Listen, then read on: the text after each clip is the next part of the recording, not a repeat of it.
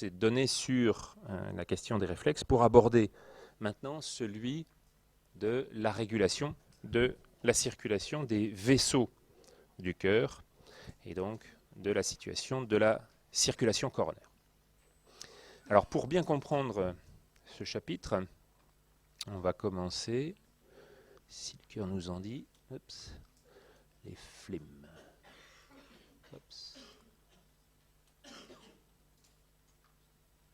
Lecture. Par regarder deux séquences d'IRM dans lesquelles vous avez cette contraction ventriculaire, logique, systolique, et puis au moment de la systole, vous voyez cette extrusion ici du flux aortique, et au moment de la diastole, cet très important reflux ici en noir qui redescend dans le ventricule. Ça, c'est une insuffisance aortique. Vous comprenez immédiatement ces changements de pression au cours de la diastole, dans la relaxation isovolumétrique. Mais comme il y a un trou dans la valve aortique, ce que fait le reflux, au lieu de revenir simplement dans la racine de l'aorte, c'est qu'il continue pour revenir dans le ventricule. Ça, à terme, ce n'est pas bon du tout.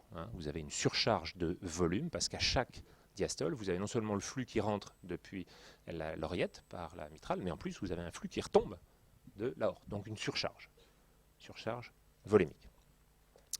Cet effet-là est essentiellement pour vous montrer justement ce retour artériel au moment de la diastole, au moment où on referme. Je vous l'ai dit, vous avez cet effet qui va entraîner le flux dans l'aorte, et puis lorsque l'aorte se referme, vous allez quand la relaxation plutôt commence dans le ventricule, vous allez avoir un effet d'inversion des pressions et donc un retour d'une partie de la colonne sanguine. C'est ce que matérialise ici, même si c'est de façon pathologique, ce reflux mitral. Vous comprenez bien que l'ensemble de la colonne est en train d'appuyer sur la valve aortique à ce moment-là.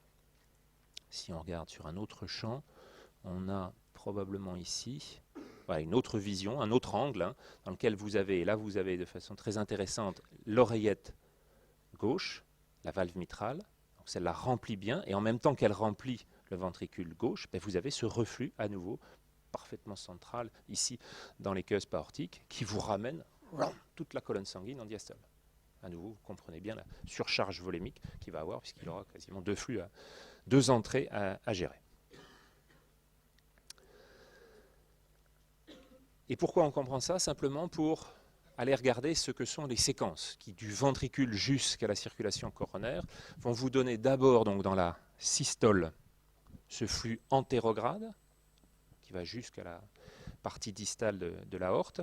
Et puis vous aurez à l'intérieur de ce flux une rotation horaire et un retour vers la racine de l'aorte en fin de systole et en début de diastole, avec donc un flux rétrograde. On va le visualiser ici en vert. Et ce flux, qui vont donner des lignes de flux qui vont partir du ventricule vers la crosse de l'aorte, puis ensuite enchaîner, va ramener aussi, dans le même temps, en fin de ce cycle systolique, de ce même cycle, un retour vers la base qui va donc fermer les queues aortiques. Et ce flux rétrograde va s'accompagner ensuite au début de la diastole par un petit flux antérieur, ça bute sur les queues aortiques qui cette fois-ci sont fermées dans une situation normale, physiologique, où il n'y a pas d'insuffisance aortique. Vous aurez donc un rebond et un flux antérograde ici qui va repartir et qui va aller sur les deux ostias. Ici vous avez la coronaire gauche, le tronc commun de la coronaire gauche qui est matérialisé, avec une situation dans laquelle vous avez pendant 1 à 2 battements une recirculation de cette partie de la colonne sanguine et puis une entrée relativement douce, vous voyez, à 10 cm par seconde, on est à 2 mètres, 3 mètres par seconde au niveau du flux systolique, donc c'est un ordre de grandeur plus faible, donc c'est à des vitesses d'écoulement plus tranquilles dans les diastoles suivantes que se fait l'entrée du flux sanguin vers les deux régimes coronaires, gauche et droit. Sur ces déterminants de la consommation d'oxygène du cœur, on va avoir, et on va analyser maintenant les artères épicardiques, leur contenu et leurs propriétés, en particulier leurs propriétés élastiques.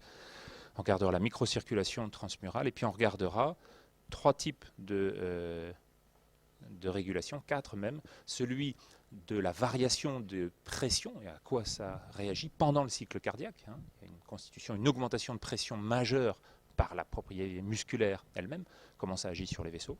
Et puis ensuite, les régulations qui seront liées aux augmentations intrinsèques de pression à l'intérieur du système, et puis les augmentations métaboliques et les régulations endothéliales.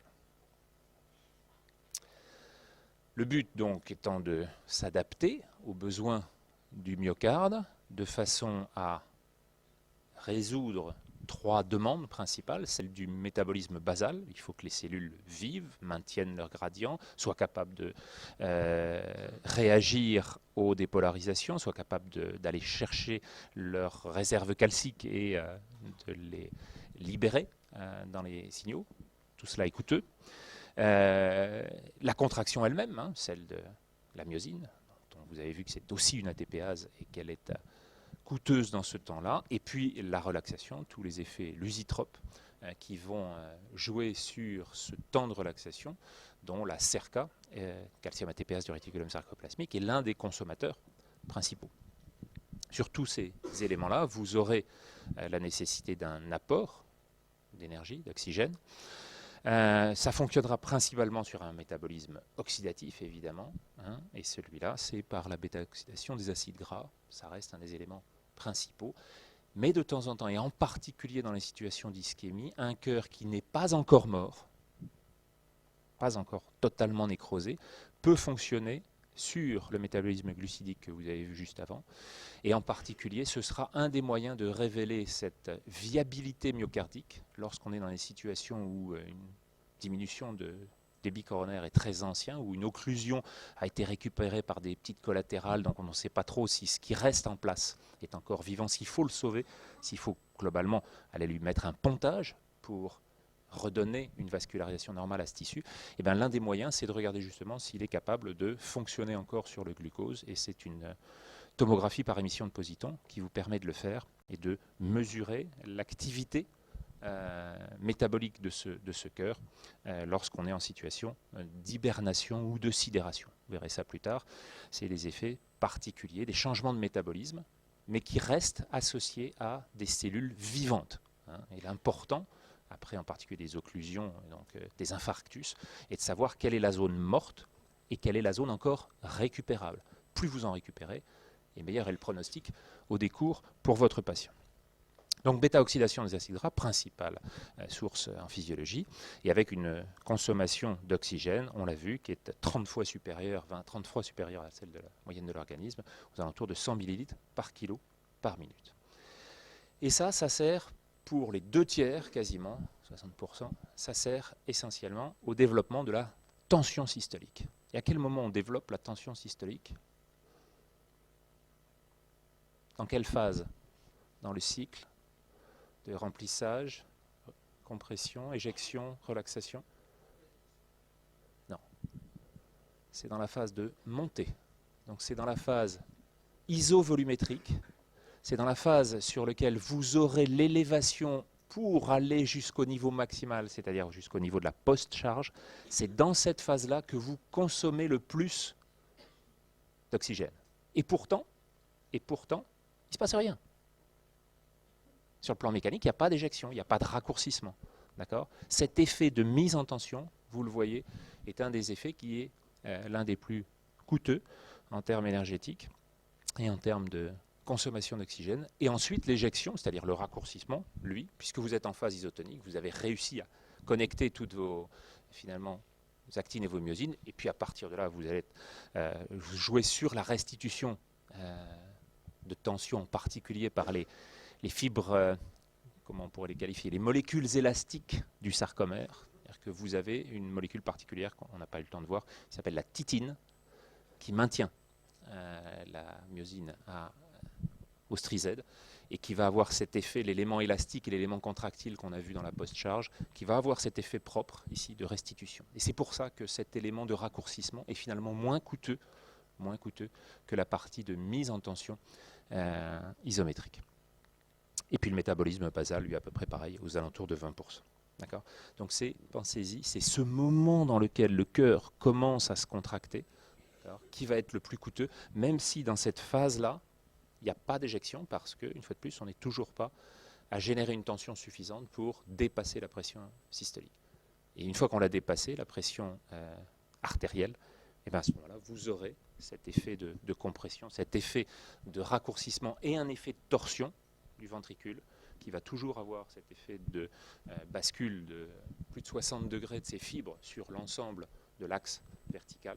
Donc ces deux effets opposés entre la pointe et la base qui vont permettre en particulier aussi de tirer la base de l'aorte vers le bas et donc d'aider à l'extrusion de ce volume d'éjection systolique. Et ce que l'on voit, c'est que cette consommation d'oxygène, comme précédemment pour l'organisme entier, dépend donc de deux facteurs, de perfusion d'un côté et d'extraction de l'oxygène de l'autre. Donc l'extraction d'oxygène, on va voir le premier cours, c'est la DAV, différence artério-veineuse. Et puis le débit de perfusion, c'est le débit coronaire que vous avez ici. Et ce que l'on voit, c'est que d'abord la DAV est quasi maximale au repos. Le muscle au repos, quand on ne travaille pas, la DAV est très faible, il y a peu d'extraction. Le muscle actif, par contre, va augmenter cette extraction d'oxygène. Donc la DAV sera plus grande. Le cœur, c'est un muscle qui est tout le temps actif. Il se repose jamais. Donc vous aurez une extraction qui va être extrêmement importante et qui va s'élever de quelques pourcents seulement sur les efforts maximaux, alors que la consommation d'oxygène, elle s'élève d'un facteur 5, donc de 500%, alors que vous n'avez que quelques pourcents de l'autre côté.